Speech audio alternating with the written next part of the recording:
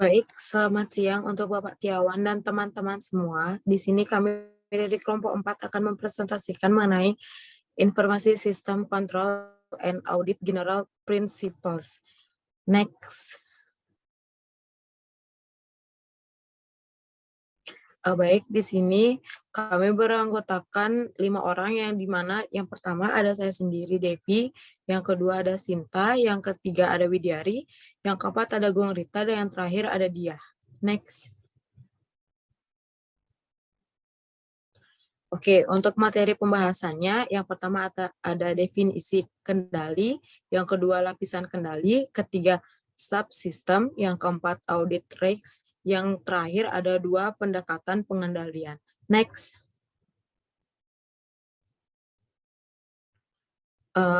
Oke, untuk materi yang pertama saya sendiri akan menjelaskan definisi kendali atau kontrol. Kontrol adalah sistem yang mencegah, mendeteksi atau koret peristiwa yang melanggar hukum. Seperti yang pertama ada sistem, yaitu komponen-komponen yang saling berkaitan untuk mencapai tujuan bersama. Evaluasi terhadap kontrol harus mempertimbangkan keterkaitan dari perspektif sistem atau informasi sistem atau organization perspektif. Yang kedua ada fokus pada peristiwa yang melanggar hukum atau lebih ke kejadian yang tidak sah atau tidak benar. Peristiwanya yang melanggar hukum. Yang dimaksud melanggar hukum itu kayak tidak sah, tidak akurat, tidak lengkap atau berlebihan, dan tidak efektif dan efisien. Yang terakhir itu ada kontrol digunakan untuk mencegah, mendeteksi, atau memperbaiki peristiwa yang melanggar hukum untuk mengurangi kerugian yang mungkin terjadi karena kemunculan unlawful atau event dari sistem. Next. Baik, untuk materi selanjutnya akan dijelaskan oleh Sinta Febriani. Untuk Sinta, waktu dan tempat saya persilahkan. Baik, selamat siang. Terima kasih atas menjelaskan materi pembahasan yang kedua, itu merupakan lapisan kendali. Jadi, untuk yang pertama itu, di sini untuk bagian terdalam itu, di dalam lapisan kendali itu ada namanya computer center, yang dimana berisikan, biasanya di computer center ini merupakan suatu implementasi kontrol pemrosesan selama operasi sehari-hari. Selanjutnya di lapisan selanjutnya itu ada namanya internal audit, yang dimana internal audit ini atau audit internal bertujuan untuk meningkatkan nilai operasi organisasi dan untuk memantau kontrol internal, pemeriksaan internal, dan sistem manajemen resiko. Nah, audit internal ini biasanya dilakukan oleh audit internal yang merupakan karyawan organisasi yang ditempatkan dalam departemen terpisah di dalam berkelanjutan dilakukan sepanjang tahun. Nah, dalam internal audit ini biasa sih akuntansi dan kontrol internal meneliti kegiatan operasional rutin. Yang ketiga, memverifikasi visi inventaris secara berkala. Yang keempat, menganalisis informasi keuangan dan non-keuangan organisasi. Dan yang kelima itu deteksi penipuan dan kesalahan. Terus di lapisan terluar kita juga punya external audit, itu pemeriksaan eksternal atau audit eksternal atau dapat memberikan pendapat mengenai kewajaran dari suatu laporan keuangan yang telah disusun oleh suatu perusahaan. Selain dari tujuan yang sudah saya sebutkan tadi, tujuan utama dari audit eksternal tersebut juga menyampaikan pendapat tentang kejujuran dan kewajaran laporan keuangan perusahaan.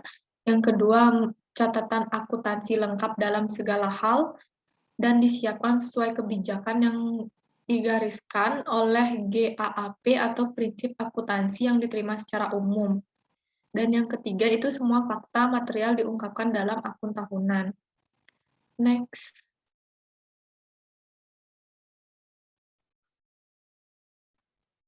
Selanjutnya, kita akan membahas mengenai jenis pengendalian, di mana jenis pengendalian ini terdiri dari 5, yaitu preventive control, detective control, corrective control, directive control, dan yang terakhir itu compensating control.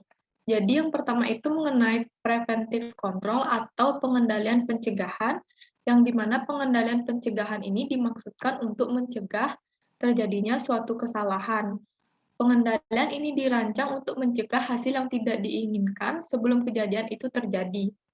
Pengendalian pencegahan berjalan efektif apabila fungsi atau personal melaksanakan perannya.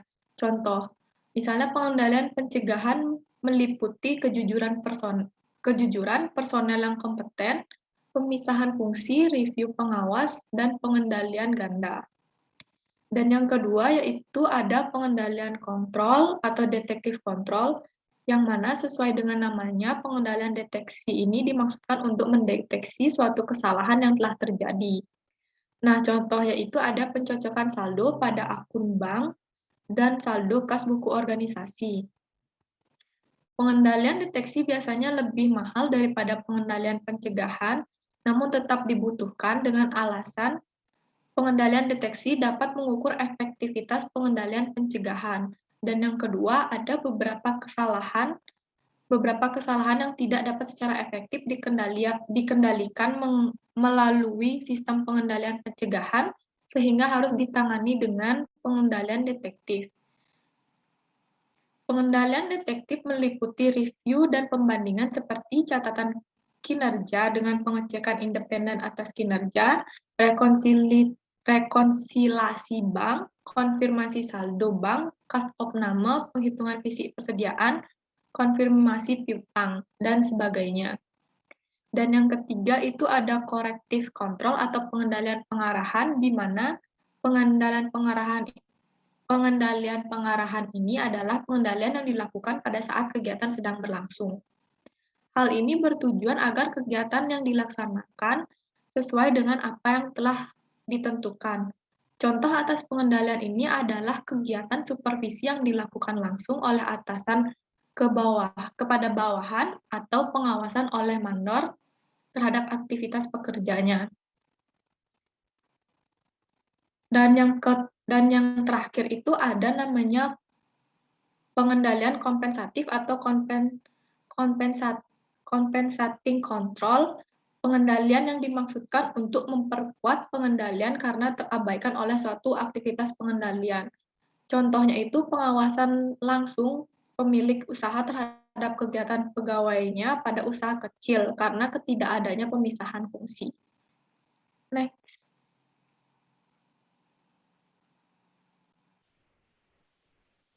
Dan selanjutnya ada pembahasan mengenai lawful dan unlawful event, yang dimana ini merupakan kejadian yang tidak dibenarkan atau tidak sesuai dengan aturan atau hukum sistem informasi. Jadi ini unlawful event ini bisa dijalankan karena masih terkontrol, dan unlawful event ini tidak terjalankan, tidak tercover dengan kontrol, seperti itu kurang lebih. Next.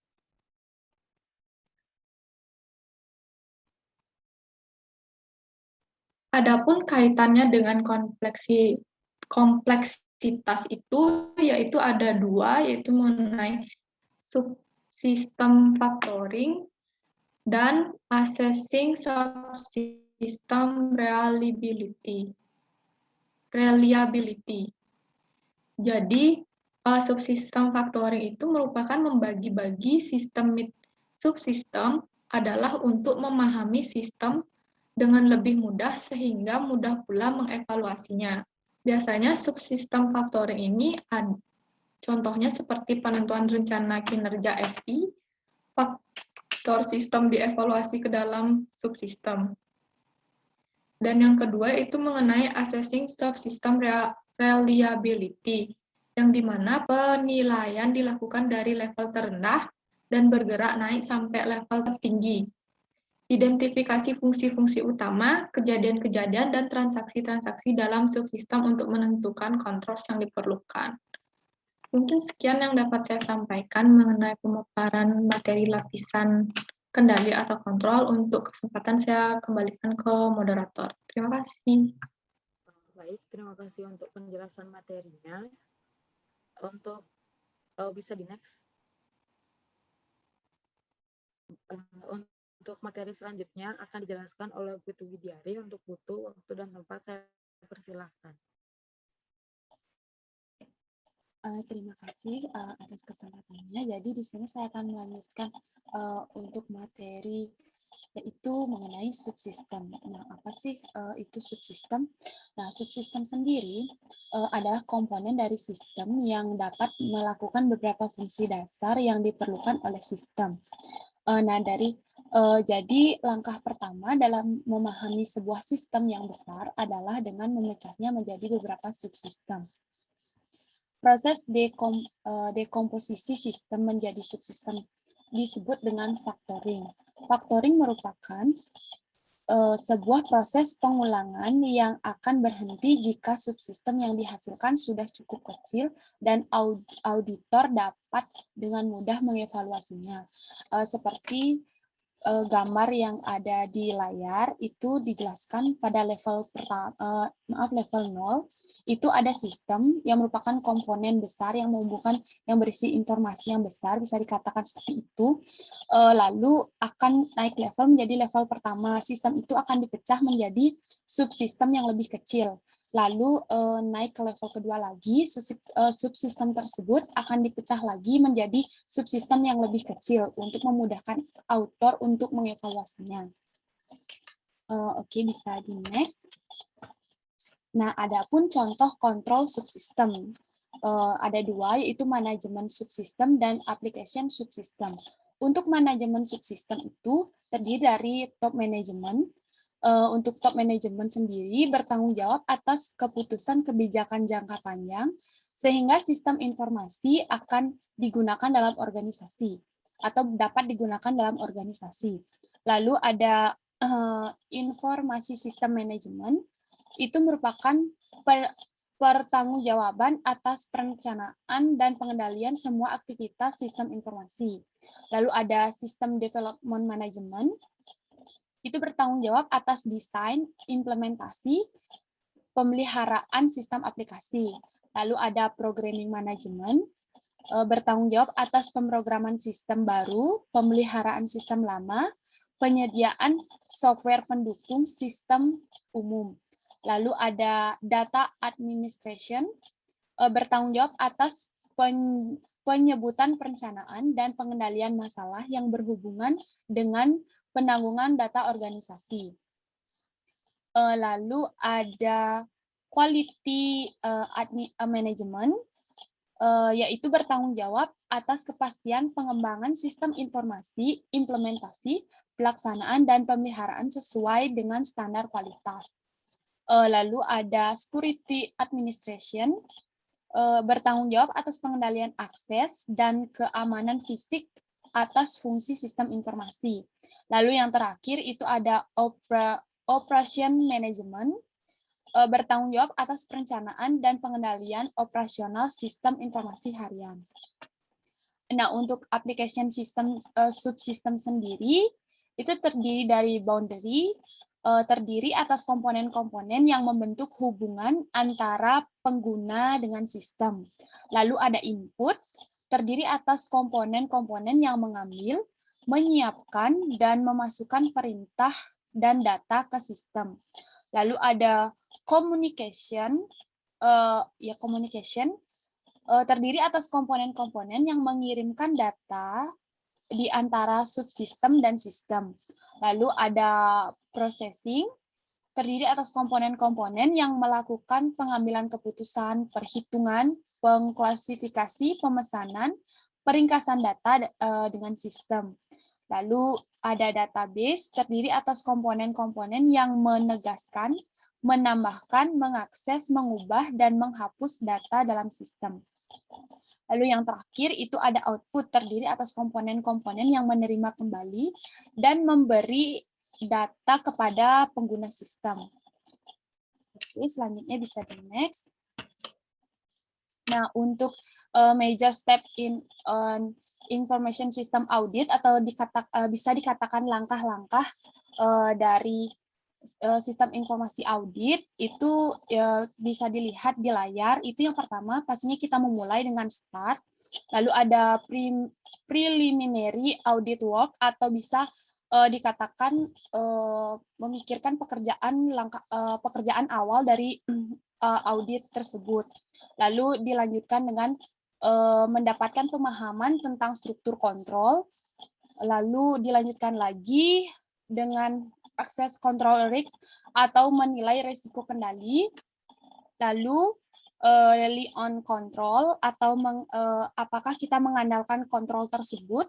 Jika kita tidak mengandalkan kontrol tersebut, bisa lanjut ke tahap selanjutnya, yaitu ke extend substantive testing atau pengujian substansif diperpanjang. Lalu dilanjutkan ke tahap selanjutnya, from audit, opini, and issue report. Atau bisa dikatakan dari opini audit dan mengeluarkan laporan. Dan itu untuk tahap-tahapnya sudah berhenti sampai di sana jika mengandalkan kontrolnya tidak ada, bisa dilanjutkan ke tahap tersebut. Tapi jika kita masih mengandalkan kontrol, kita akan mulai bisa dikatakan mulai lagi ke tahap selanjutnya, yaitu test of control atau tes kendali, lalu turun lagi ke tahap menilai kembali resiko kontrol, lalu kita kita ke tahap selanjutnya, yaitu still on control atau masih adakah kita mengandalkan kontrol tersebut. Jika tidak, kita bisa melanjutkan ke tahap selanjutnya, yaitu pengujian substantif, lalu bisa membuat opini dan laporan dan langsung berhenti di sana. Tapi jika ada, kita melanjutkan lagi ke tahap selanjutnya untuk meningkatkan ketergantungan kontrol tersebut. Jika sudah tidak ada lagi, kita bisa lanjut ke limited substation testing atau pengujian substation terbatas, lalu dilanjutkan lagi ke opini audit dan menghasilkan laporan. Tapi jika masih meningkatkan ketergantungan pada kontrol itu masih ada, dites ulang lagi, itu bisa naik kembali ke tahap yang tadi di test of control dan dilanjutkan seterusnya seperti yang dijelaskan tadi. Oke, mungkin itu untuk step-stepnya. Oke, bisa di next. Nah, untuk ini ada major step, ini bisa dikatakan pokok-pokoknya atau lebih dikatakan ke garis besarnya. Itu ada planning the audit atau author menetapkan pemahaman kendali internal yang digunakan dalam organisasi. Yang kedua ada test of control atau author menguji kendali untuk mengevaluasi efektivitas operasi. Lalu ada test of transaction atau author menguji transaksi untuk menentukan di mana kerugian material terjadi atau mungkin terjadi, kemudian mengevaluasinya. Lalu ada test of balance of overall result, itu author mencari bukti untuk menilai kerugian yang terjadi atau mungkin terjadi.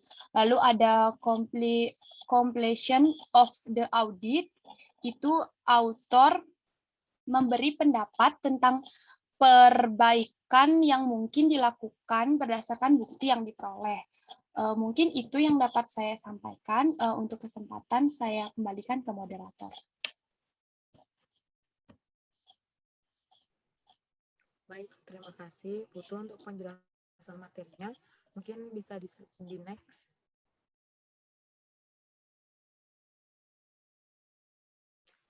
Oke, untuk materi selanjutnya akan dijelaskan oleh Gung Rita. Untuk Gung Rita, waktu dan tempat saya persilahkan. Baik, terima kasih atas waktunya. Di sini saya akan menjelaskan sedikit tentang audit risk atau risiko audit. Nah, yang pertama, sini ada pengertian dari audit risk.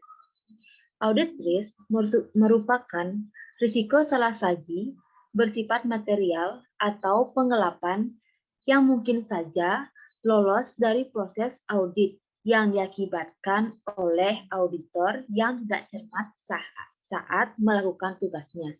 Next.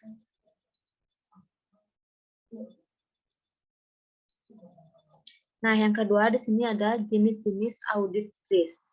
Yang pertama yaitu ada risiko inherent, risiko yang mungkin timbul akibat karakter bawaan suatu transaksi, entah itu karena kompleksitas transaksi ataupun aset yang mudah dicuri. Yang kedua yaitu risiko pengendalian. Risiko yang mampu timbul yang diakibatkan oleh kelemahan sistem pengendalian.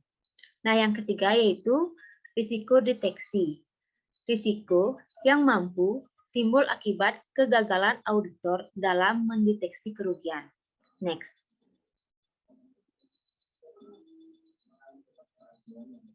Nah, yang ketiga itu ada auditing around or through computer. Audit dapat melakukan audit around komputer jika sistemnya sederhana dan web-oriented. Yang kedua yaitu sistem aplikasi menggunakan paket umum sesuai platform. Yang ketiga, sistem menekankan peran perlindungan aset, pengelolaan integritas data, serta pencapaian tujuan. Dan yang terakhir yaitu efektivitas dan efisiensi pada penggunaan bukan komputer. Next.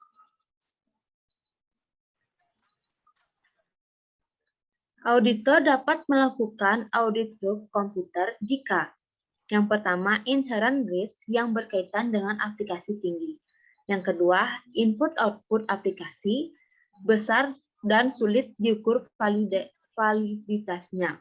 Yang ketiga, bagian penting dari kontrol internal sistem berada di aplikasi. Dan yang terakhir, proses logik dalam aplikasi cukup kompleks. Next.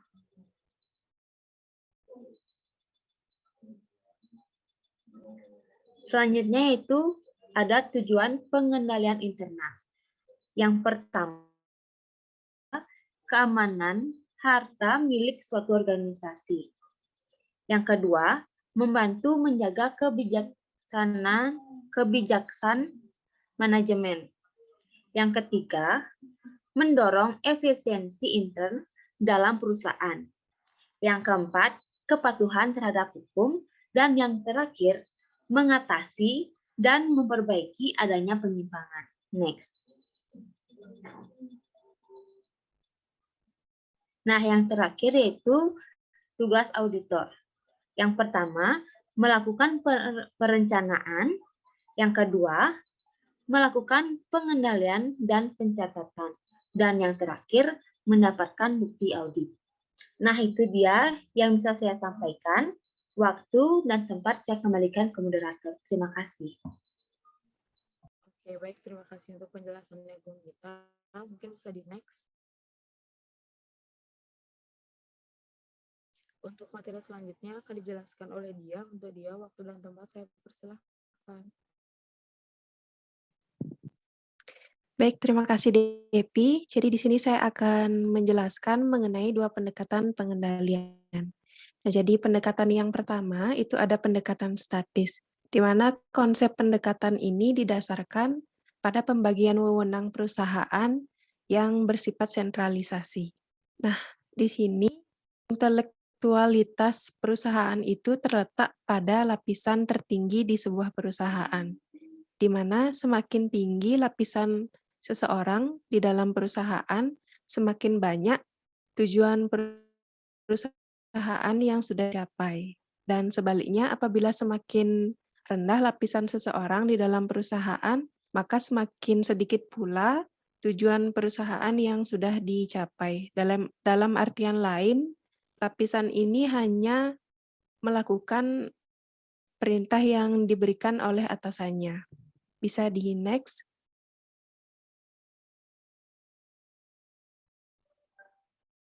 Nah, jadi yang kedua ada pendekatan dinamis. Nah, konsep dari pendekatan dinamis ini adalah mengembangkan metode pengelolaan sumber daya manusia, di mana sumber daya manusia itu sangat penting di dalam perusahaan untuk meningkatkan perusahaan itu ke depannya. Untuk spesialisasi dari SDM itu dapat meningkatkan kinerja seseorang.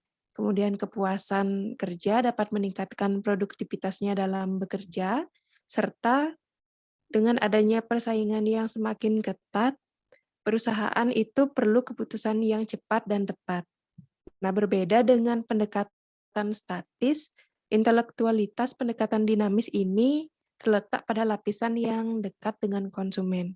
Karena lapisan ini yang paling mengerti dengan kebutuhan pasar. Baik, jadi sekian yang bisa saya sampaikan. Waktu saya kembalikan ke Devi. Terima kasih. Baik, terima kasih untuk penjelasannya dia. Untuk bisa di next. Baik, sekian presentasi dari kelompok kami.